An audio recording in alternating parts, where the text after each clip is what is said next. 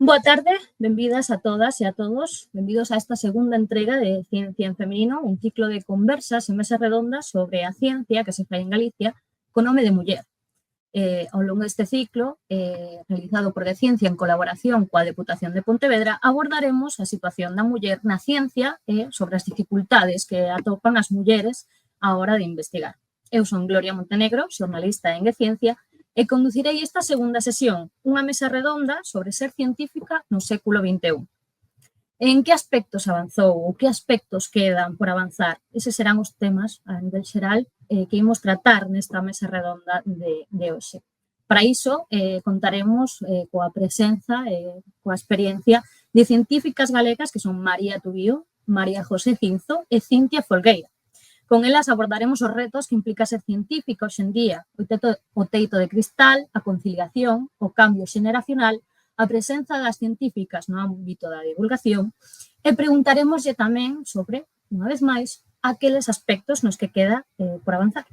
Pero antes de nada, gustaríame comezar este relatorio dándolle a benvida á deputada de Igualdade e Benestar Social, Sandra Bastos, deputada da Deputación de Pontevedra. Gracias, Gloria. Moi boa tarde a todas e a todos. Benvidas ao novo podcast do ciclo Ciencia en Feminino, que este ano chega a súa quinta edición e que promovemos conxuntamente dende a Deputación de Pontevedra e G-Ciencia. É un auténtico prazer para min estar hoxe aquí en nome da Deputación de Pontevedra para avanzar neste programa que puxemos en marcha un ano máis co gallo do 8M e que conta con mulleres expertas en diferentes ámbitos da ciencia. Expertas nestes ámbitos para abordar temas como o traballo actual das científicas ou os estereotipos que aínda existen. Malabares atacando é o noso lema deste Día Internacional das Mulleres. Un lema que estou segura resoará moito para todas as mulleres protagonistas neste ciclo que volve este ano despois do grande éxito das pasadas edicións. Hoxe contamos, como ben decías, Gloria, unha presencia de mulleres extraordinarias, referentes nos seus ámbitos de actuación. María Tubío, María José Cinzo, Cintia Folgueira, gracias tamén a ti, como non, Gloria. Gloria Montenegro, xornalista, que eres a encargada hoxe de moderar esta mesa redonda. Debemos ter claro que hai mulleres na ciencia. Hainas agora, no presente, houboas no pasado e, por suposto, queremos que as haxa no futuro. Sen embargo, o certo é que faltan referentes. É importante construir un liderado feminino na ciencia porque as mulleres podemos aportar a nosa visión, a nosa maneira de facer as cousas, o noso talento. Porque, por desgraza, os datos están aí e reflexan que as mulleres continúan sendo menos nos grados de ciencias e que a fenda, aínda que máis profunda, vai avanzando na carreira profesional. Por iso é vital promover iniciativas como este ciclo de Ciencia en Feminino, un programa que axude a romper cos estereotipos e contribúa a visibilizar a figura de mulleres científicas, físicas, endocrinas, neurocientíficas, psicólogas, entomatólogas, químicas e un longo etcétera. Mulleres como as que nos acompañan hoxe, e tamén a Marca Peáns, pero tamén María Martinón, Cristina Gandal, Yasmina Martínez e Marta Castiñeira, as que xa escoitamos e imos escoitar neste ciclo. En esta liña imos a seguir traballando, porque temos un compromiso irrenunciable coa igualdade e o benestar das mulleres en todos os ámbitos da vida, porque a igualdade non pode quedar limitada a un só día, sempre o decimos, senón que debe ser unha aposta diaria aos 365 días do ano, en todas as áreas do goberno, como estamos a facer. Así que non me queda máis que dar as grazas de novo a estas grandes mulleres científicas pola súa participación neste ciclo Ciencia en Feminino e aos que estades ao outro lado da pantalla, moitas gracias por acompañarnos. Agardo que cada vez sexamos menos as mulleres que teñamos que facer malabares, que se distribúan os pesos e que poidamos liberarnos de toda a carga que non adoita recaer nos homes. Moitísimas gracias e moi boa tarde. Moitísimas grazas, deputada. Un placer poder contar con vostede hoxe aquí.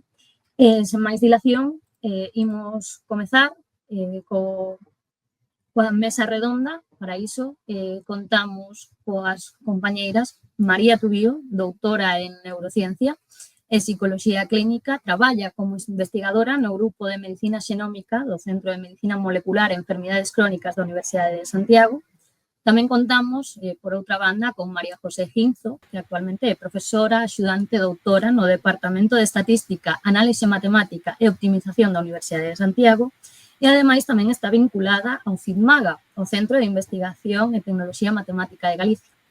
Por outra banda, tamén contaremos con Cintia Folgueira, doutora en Endocrinoloxía e Nutrición, que en a día de hoxe traballa como investigadora en Miguel Servet, na Fundación Pública Galega Instituto de Investigación Sanitaria de Santiago de Compostela. Ademais, ven de facer unha estancia postdoutoral no Centro Nacional de Investigacións Cardiovasculares. Moi boas tardes a todas. Hola, buenas tardes.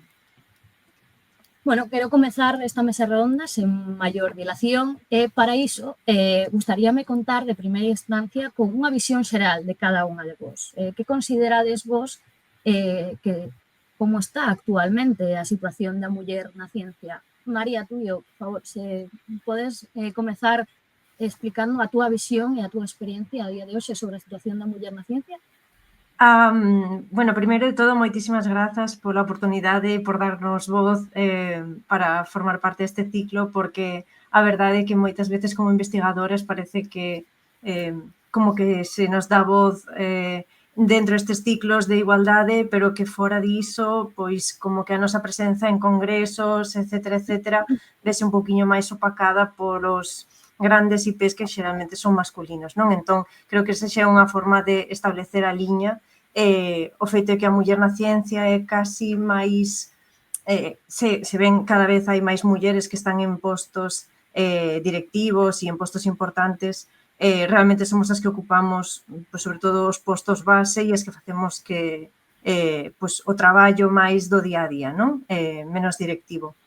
Sí que é certo que, por exemplo, onde eu traballo, aquí no CIMUS, agora temos unha directora que é muller, que xa considero que é un paso importantísimo porque, bueno, non é habitual, o mesmo acontece na FIDIS.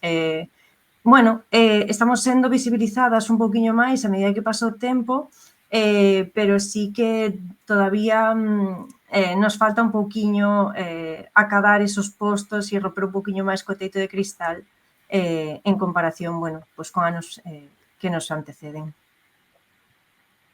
Moitísimas grazas, María, pola túa aportación. Pasamos a María José Ginzo. María, gustaría che facer a túa valoración sobre a situación actual dende a túa perspectiva?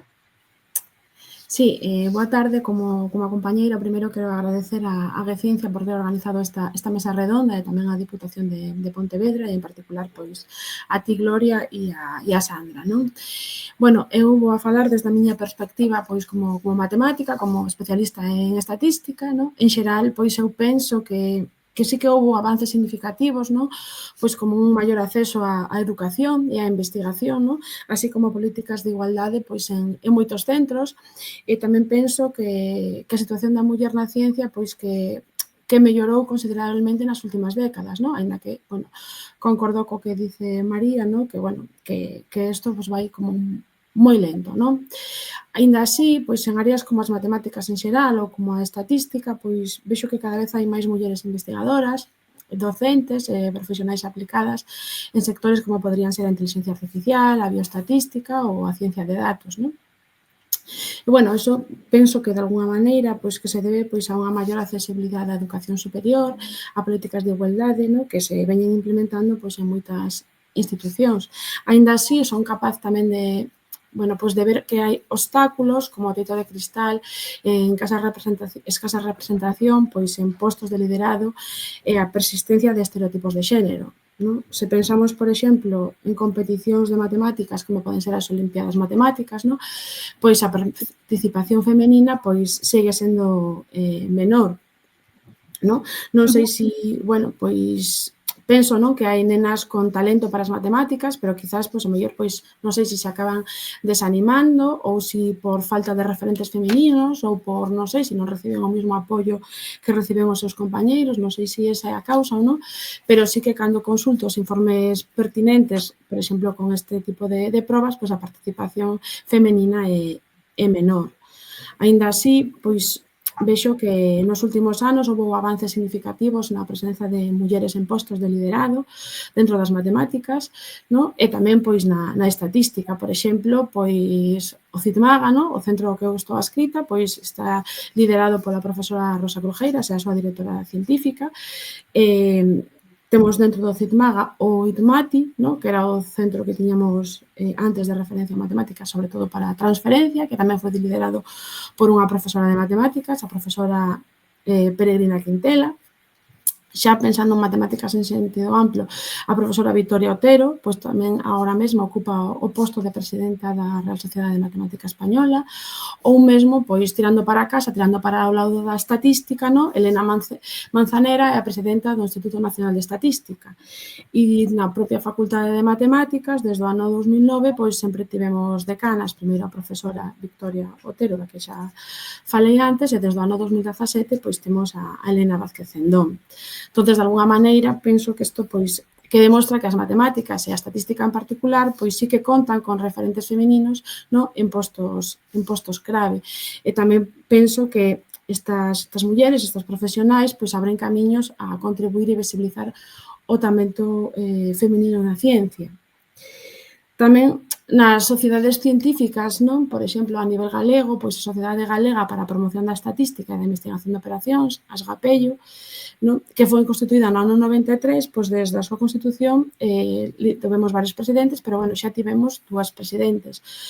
Unha, pois, foi a tristemente falecida a profesora Carmen Cadarso, non? Recoñecida internacionalmente polas súas achegas no ámbito da bioestatística, e Esther López do Instituto Galego de Estatística. E a nivel nacional temos tamén outra asociación, outra sociedade semellante, que sería a SEIO, que actualmente tamén está presidida por unha profesora, non? A Begoña Vitoriano. Ou a Sociedade Española de Bioestatística tamén está presidida por outra muller, Susana Pérez. Eu mesma, non? Fun secretaria xeral das GAPELLO durante 4 anos e actualmente pois son a presidenta dunha asociación de usuarios de software libre. Pero, bueno, tamén é importante destacar que figuras como, por exemplo, a profesora Amparo Alonso da Universidade da Coruña, pois tamén foi presidenta da Asociación Española de Inteligencia Artificial. E aí, pois, penso que ese é un campo pois altamente masculinizado, non? Onde as mulleres pois seguen estando en minoría, tanto en investigación como en liderado, non? Entonces, bueno, pois que estes son unha serie de exemplos que son excepcións dentro dun panorama onde a representación femenina en liderado pois sigue sendo baixa, non? E, bueno, esta é a miña opinión así un pouco xeral de como está o panorama, al menos desde o punto de vista da estatística ou das matemáticas ou das matemáticas ou da estatística en particular. Que interesante, María José, moitísimas gracias por destacar todos esos exemplos que ben dís son a excepción, ¿no? O que semella ser o panorama actual da situación da muller na ciencia. Cintia, contanos un pouco cal é a túa experiencia e a túa valoración sobre a situación. Sí, é verdade que gustaría sumar un pouco o agradecemento, ¿no? Que fixeron tanto María como María José, porque ao final que contedes hoxe con nós é moi importante, sobre todo polo que comentaba tamén Sandra antes, a visibilización, que vexan os rapaces e rapazas que nós que estamos aquí vexan como un referente en nós que se eles queren dedicarse á ciencia ou poidan conseguirse. Que é certo que, como comentaban elas, cada vez sí que hai máis mulleres neses postos de liderazgo. No meu caso, na fundación onde estou eu, na Fundación do Instituto de Investigación Sanitaria, daqui de Santiago de Compostela, tamén contamos con 2 mulleres que son as directoras, ¿no? Tanto a directora da propia fundación como a directora científica son mulleres, pero sí que é certo que cando actualmente vou moitas veces a colexios e institutos, todavía hai un certo como medo, sobre todo, pois como comentaba María José, nesas carreiras, pois as matemáticas, inxeniería, como que teñen medo moitas veces as estudantes a dicir quero ser matemática ou quero ser científica. Eso sí que é un problema que vexo eu, non? Sei que é certo que cada vez estamos participando máis en diferentes actividades de divulgación e que se vexa que se pode conseguir ese liderazgo femenino, pero todavía queda moito por facer. De logo. Por iso estamos aquí, ¿no? Tamén para dar visibilidade aos vosos traballos e que, de algún xeito, tamén atopen en vos eses referentes para poder afondar e poder enfrentarse, ¿no? En valorar a idea de facer unha carreira en ciencia, en matemáticas, en enxeñería ou mesmo en inteligencia artificial, como destacaba María José, ¿no? Que é tan interesante ver a presenza ou a non presenza de mulleres neste ámbito. Imos comezar entón co debate. O primeiro tema que saco a colación, xustamente, que é algo que xa viñamos comentando coas vosas valoracións persoais, é os retos de ser científica a día de hoxe. Que para vos, dende a vosa experiencia personal, que considerades nas vosas carreiras que foi o reto ou cal considerades que vai a ser o reto na vosa carreira a día de hoxe por ser muller na ciencia? Cintia, ti mesmo, contanos un pouco cal é a túa opinión sobre o reto ou os retos máis destacados? No meu caso, principalmente, o problema da inestabilidade que temos na ciencia en xeral, non? Que eso se afecta tanto a mulleres como a homes, foi quizáis o grande reto que tiñen na miña carreira. Agora sí que é certo que conseguí unha posición aquí no Instituto de Investigación Sanitaria gracias a esta axuda a Miguel Servet e vaime a dar a oportunidade de conseguir pois esa estabilidade, non? Pero ao final sí que é certo que, como comentaban anteriormente, sobre todo María Tubío decía que os grandes IPs, os investigadores principais, son maioritariamente homes, non? Eu tiven sorte que tanto na miña tese doutoral como na miña etapa de postdoc tiven un referente femenino, que tanto as dúas xefas que tiven eran mulleres, pero sí que é certo que vivín pois de man delas pois como era compatibilizar a vida investigadora e a vida personal, e sobre todo no caso de ter fillos, non? Entón, agora mesmo, eu sí que actualmente non teño fillos, pero sí que é como un problema, entre comillas, enfrentarse a esa situación. Non sei se as miñas compañeiras tamén tiveron ou están tendo esos problemas, pero sí que parece que é como difícil compatibilizar a vida persoal e a vida profesional dedicándote á ciencia. Quizáis, no meu caso, ese sería o reto. Non sei que opinan elas, e se tiveron tamén ese ter que elixir ou non elixir, sino compatibilizar. Totalmente. Bueno, vou tomar a palabra. Claro, no caso tanto de Cintia como meu, que somos de investigación en ciencias da vida, claro, hai unha preponderancia de mulleres moitísima máis alta que homes dentro das carreiras, dentro do proceso formativo, ata que acadamos efectivamente ese punto no que tens que empezar a conciliar cunha vida familiar. E é onde nos estancamos porque realmente a progresión de mulleres en formación é moitísimo máis ampla que a de homes, pero sí que é verdade que cando chega o momento de conciliar cunha vida familiar, as mulleres nos estancamos e os homes, bueno, pois sigue crecendo o seu perfil e acadando esos postos de liderato, non? Entón, é o que di Cintia, a conciliación familiar pois sí que é un dos retos ao que nos enfrentamos, sumado á inestabilidade. Claro, se non tes unha estabilidade e unha posición laboral e un soldo que che permite pensar en unha idea de futuro, pois hai moita xente que está tendo fillos con idades pois moito máis elevadas que ao mellor inicialmente se habían pensado ter fillos, non?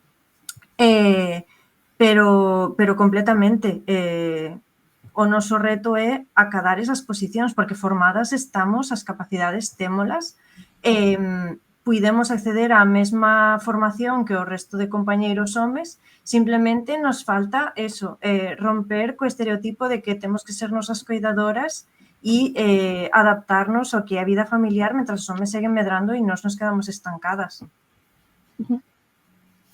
María José, dende a túa perspectiva, consideras tamén, como que din as compañeiras, que conciliación familiar tamén é un reto para ti ou tes outros retos dentro da túa experiencia? Bueno, coincido tamén con elas, non? Que o primeiro é a estabilidade, que a carreira investigadora pois é unha carreira pois moi de fondo, non? E en eso estou totalmente de acordo con elas, tanto no tema da estabilidade laboral como tamén no tema da conciliación familiar.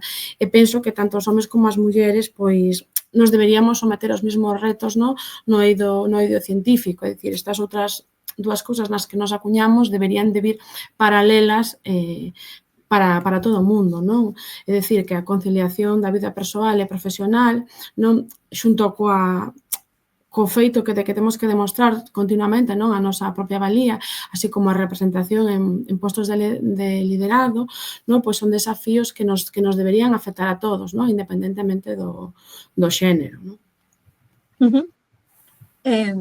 Xa mencionando, xa que o que comentabas da valía, considerades, xa abarcando outro tema, que dende as mulleres tedes que demostrar máis para conseguir o mesmo valor que os científicos a día de hoxe? María José, xa comentabas ti o tema da valía na muller, consideras que así tiveches que demostrar máis coñecemento, máis traballo ou máis formación? Eu, no meu caso, non vivín ningún tipo de discriminación por ser muller no eido da ciencia, non? É verdad que a veces noutros contextos, non, pois a veces hai máis obstáculos ou a veces tamén vemos que hai campos no que a presencia da muller é menor, pero, bueno, na miña experiencia persoal, pois eu sempre recibín o recoñecemento que se me merecía polo meu traballo, non?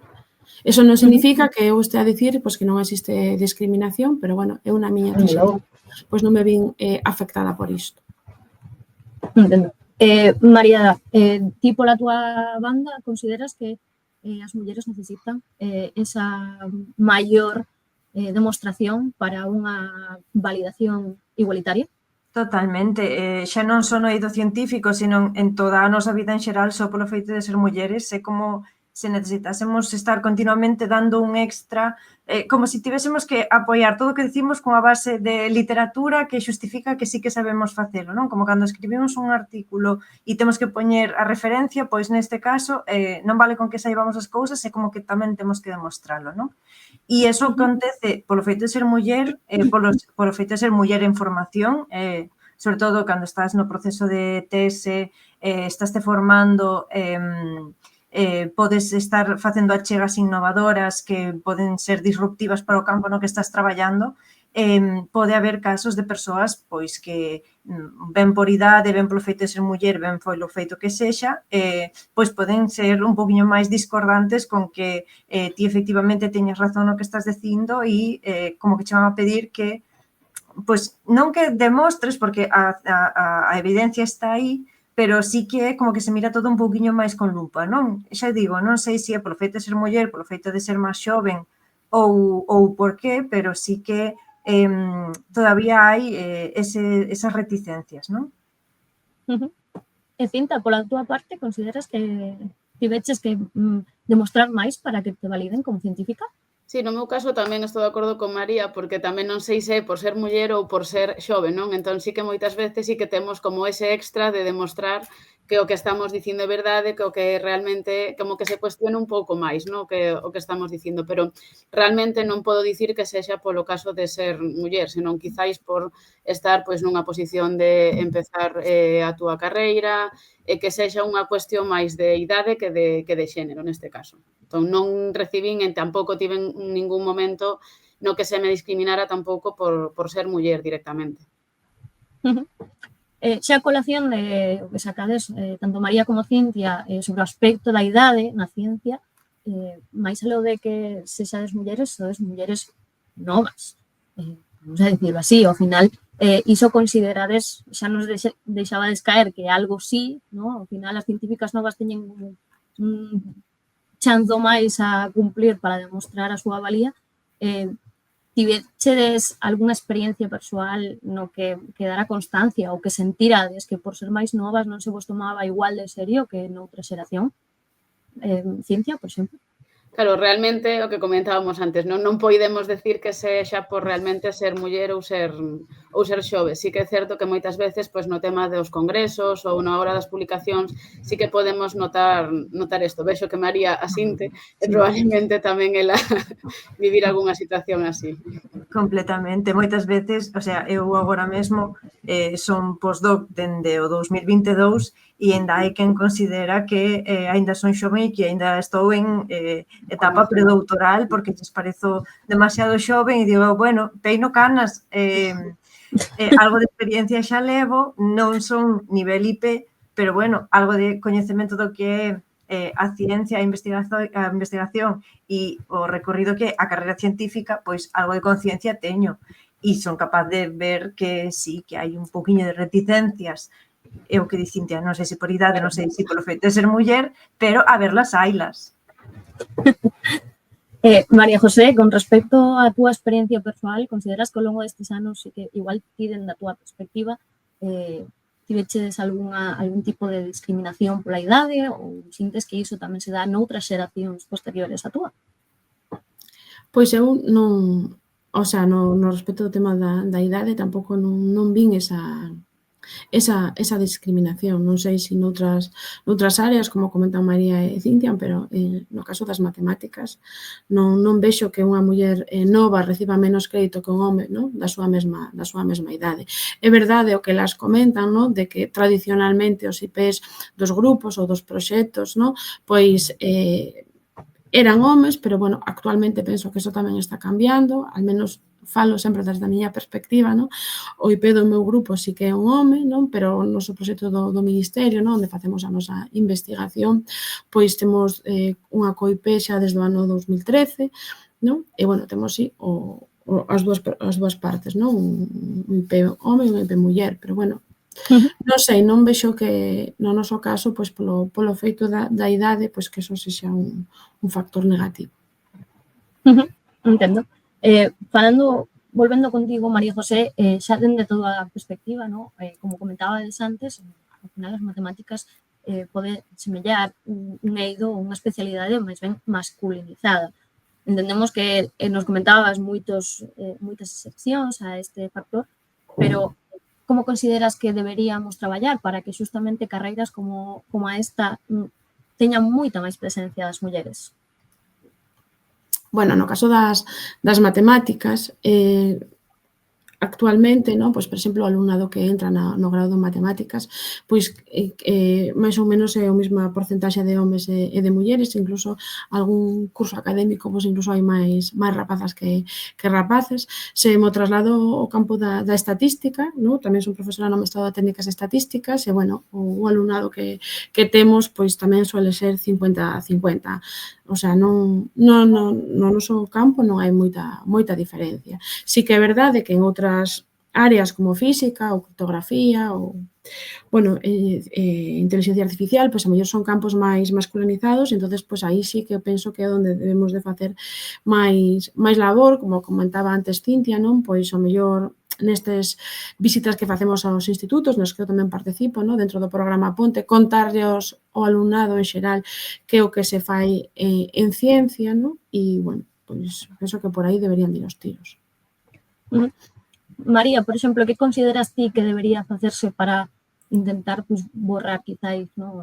Esa masculinización de certas carreiras, como pode ser inteligencia artificial, física ou outras carreiras que ti consideres que estén masculinizadas dentro da túa especialidade?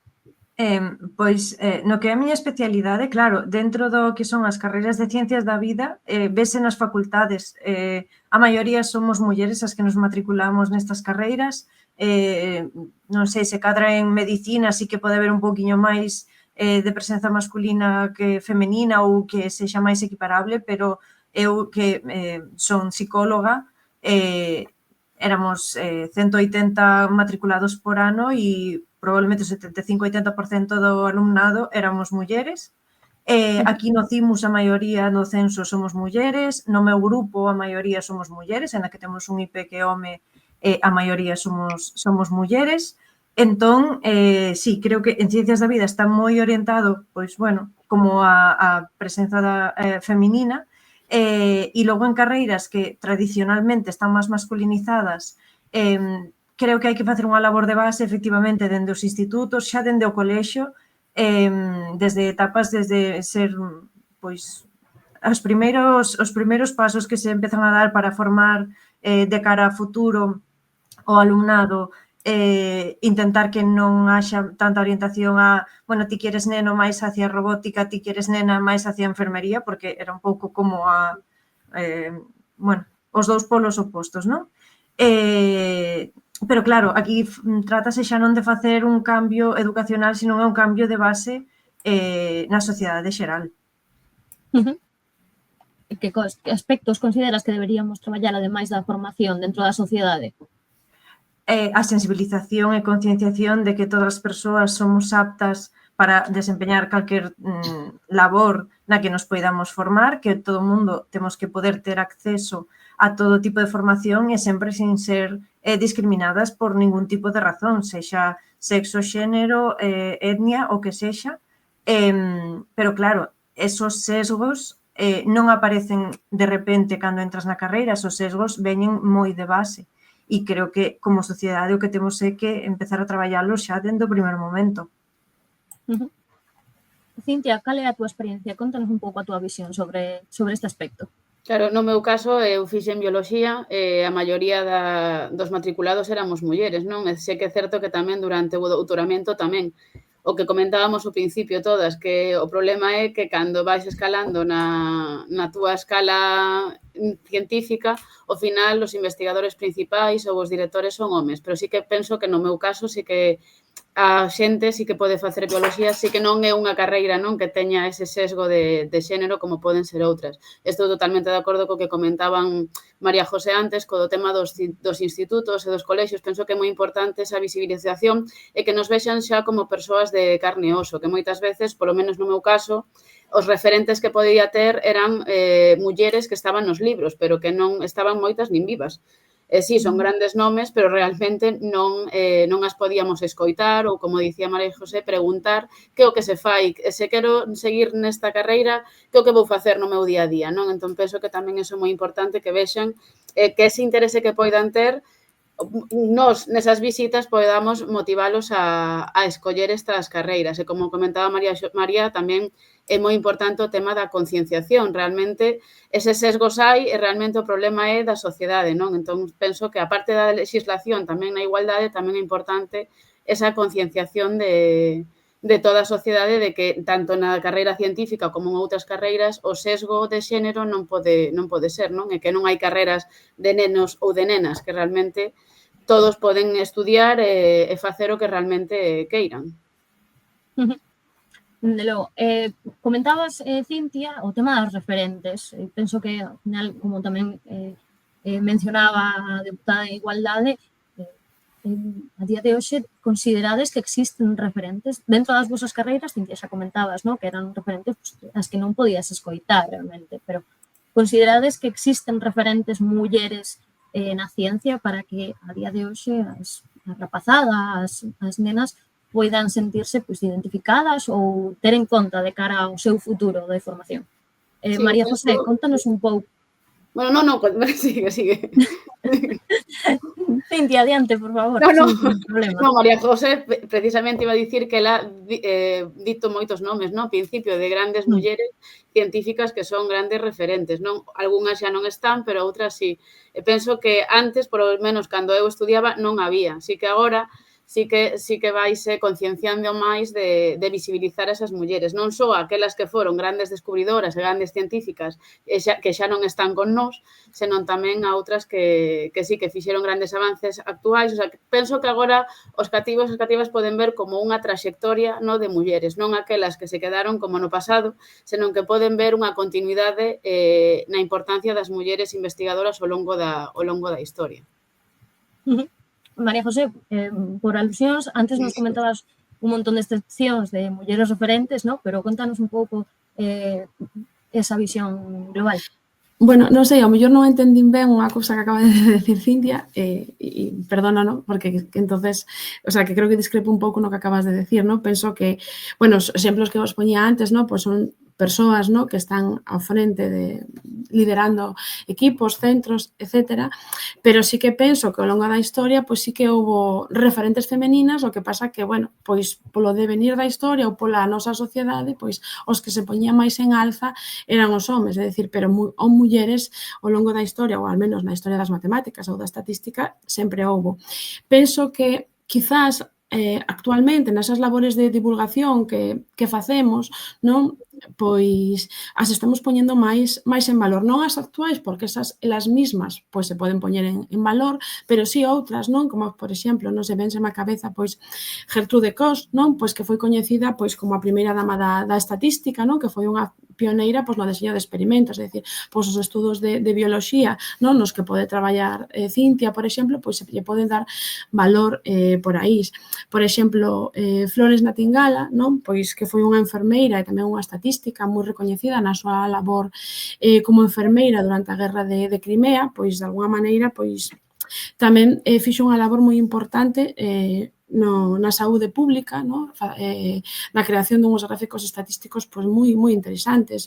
E, bueno, e moitas outras, pero sí que é verdade pois, que agora mesmo non pois que temos a oportunidade non de poñelas en valor e penso que esa é unha visión que temos que facer. Non?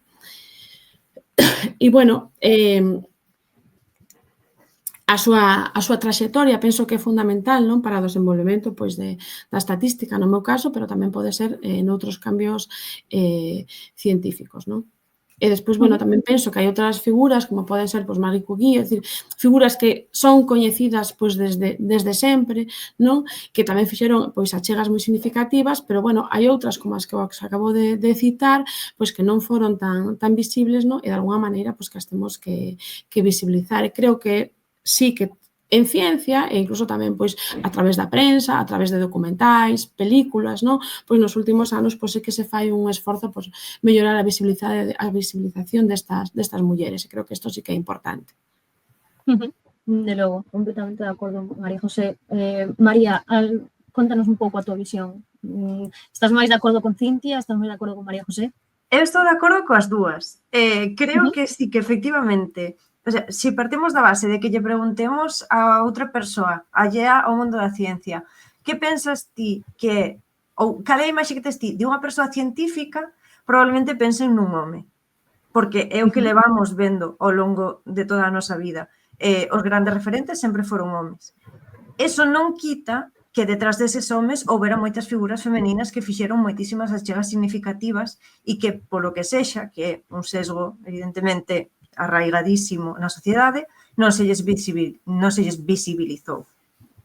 Temos a sorte que a día de hoxe temos como gran referente científica nova a Sara García Alonso, que está facendo unha labor de divulgación da ciencia e que é referente para moitas rapazas super importante, pero claro, estamos indo a extremos. Esta científica é astronauta, chegamos a coñecela por ser astronauta. Probablemente, se non acadase este nivel de visibilización, ela seguiría facendo o seu traballo diario e ao mellor non a localizaríamos tanto como a localizamos agora, non? É como que hai que dar un pelotazo para poder ser visible, non? E iso non quita efectivamente que durante toda a historia houbo grandes científicas olvidadas en recoñecementos a compañeiros, pero iso, claro, non quita que o feito que non existiron.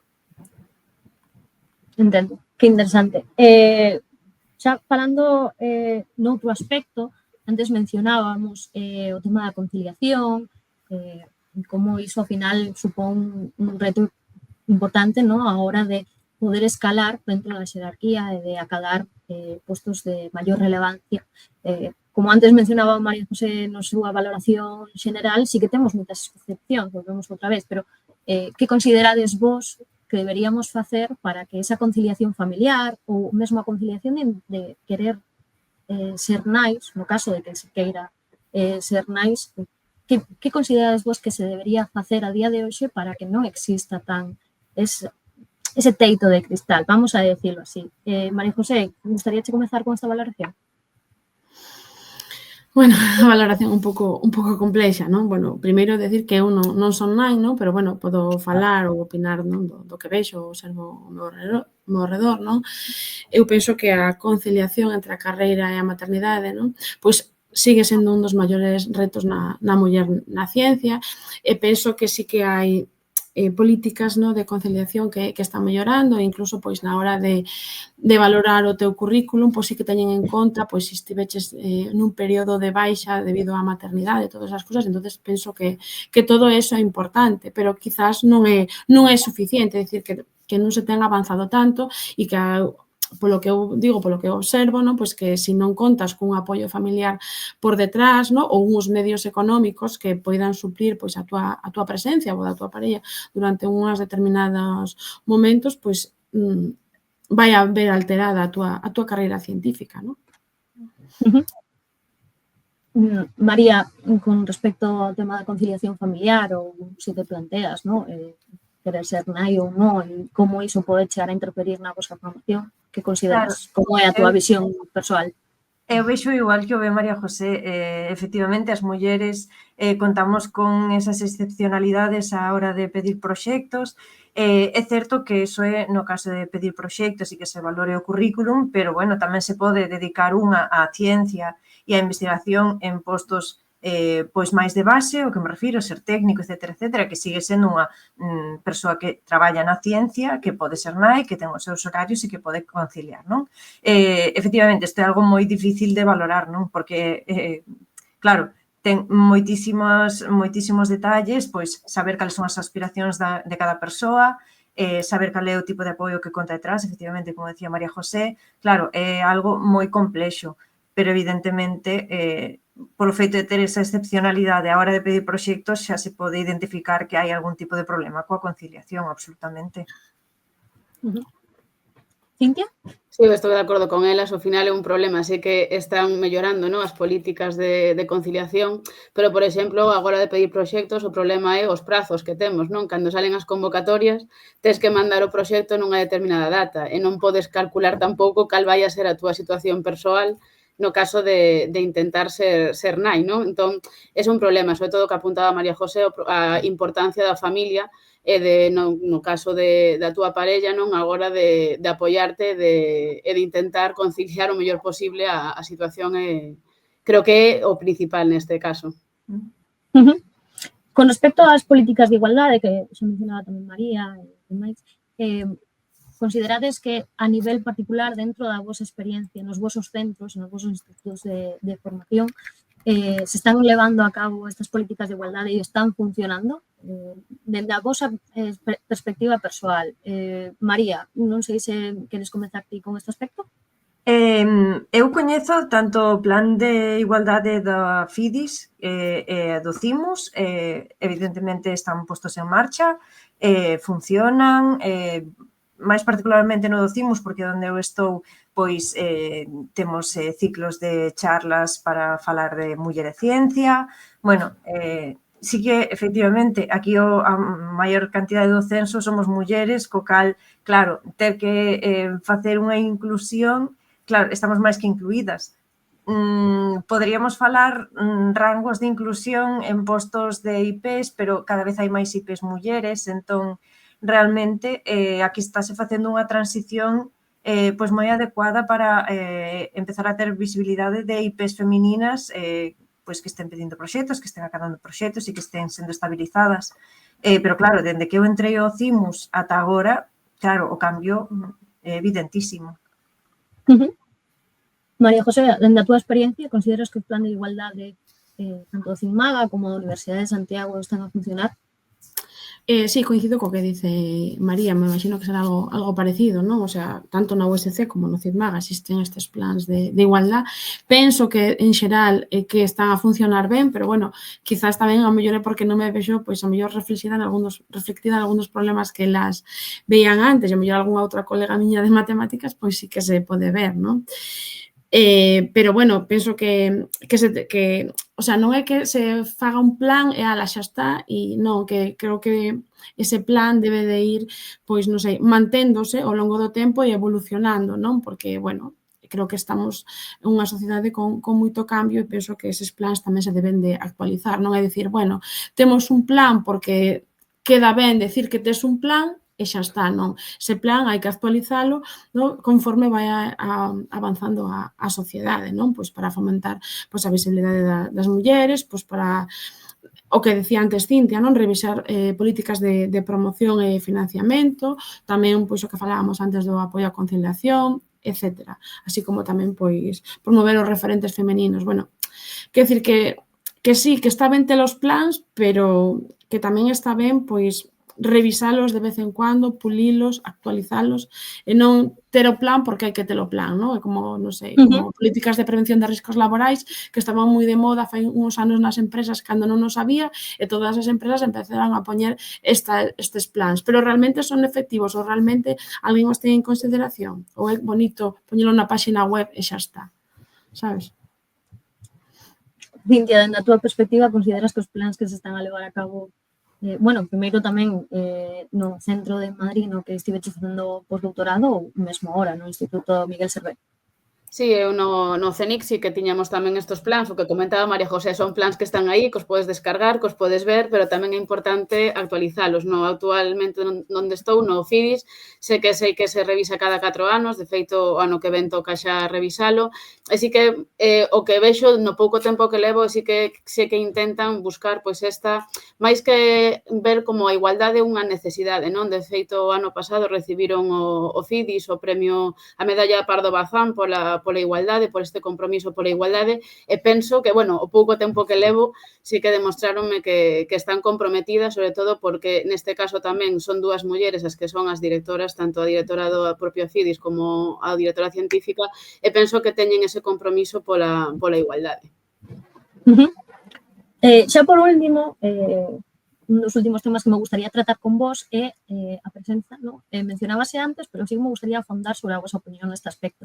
A presenza, sobre todo, de científicos dentro do que é a divulgación, ¿no? Como antes comentaba María, penso que foi que decían, alguén que pensa nun científico, polo xeral, pode pensar normalmente nunha figura masculina. Considerades que as mulleres tendes a presenza equitativa ou unha presenza que valga a pena destacar na divulgación científica como tal, dentro dos medios de comunicación, das redes sociales ou xa non só en plans como este, no que intentamos darvos voz e visión a vosa experiencia personal, sino a nivel xeral. Considerades que as mulleres científicas teñen unha boa presencia na divulgación da ciencia? María, por favor.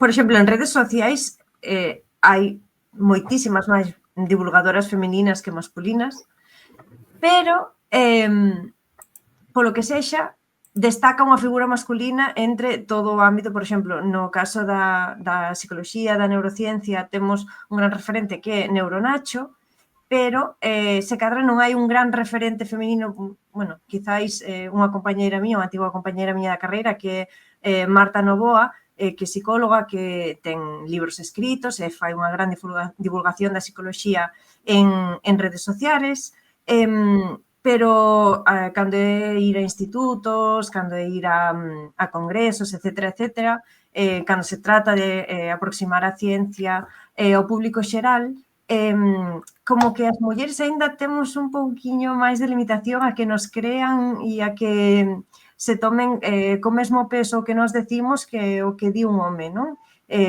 Como ou somos moitas as que intentamos decir todas o mesmo e non damos chegada a ningún lado, ou realmente non hai como grandes figuras femeninas fora de estos casos excepcionais, pois, por exemplo, o de Sara, o de Marta e o de Nacho, non? Que destacan máis dentro dos seus ámbitos.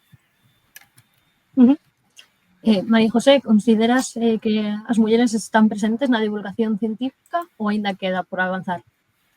Pois eu penso que sí, que, o sea, coincido totalmente no que acaba de decir María, que a mellor vamos 20 mulleres a facer divulgación e vai un home e ese arrasa máis, non sei polo que, eso pode ser, pero penso agora no meu grupo de investigación ou no meu departamento, podo decir que eu penso que só un dos meus compañeiros, ou mellor dous, me podo estar equivocando, fai divulgación.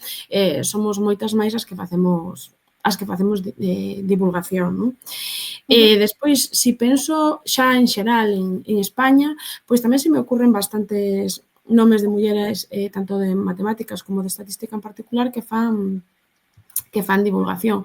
Sí que é verdad que despois, por exemplo, está Sáenz de Cabezón, que é un referente en matemáticas, non? E que tamén fai moitísima divulgación e ao mellor, pois, se pensas en cativos, non? Ao mellor non saben quen é Anabel, que é unha brillantísima profesora da Universidade de Valencia, non? que é moi divulgadora no ámbito da estatística e ao mellor, pois sí, a este señor pois sí que o coñecen máis. Por que? Non o sei, non?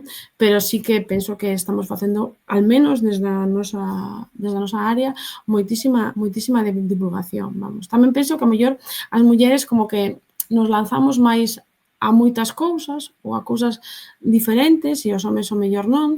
E tamén penso, e ao mellor isto non sei se falar en contra ou non, pero a veces a xente pode pensar que a divulgación pois non é importante, porque a veces a xente pensa iso, e é mellor perder o tempo, entre comillas, vale, o de perder o tempo, facendo un artigo que ir dar 4 ou 5 charlas, como foi o ano pasado, casi todos os institutos de Galicia. E dices tú, se non anduvera tantos kilómetros, pois podería ter un artigo máis.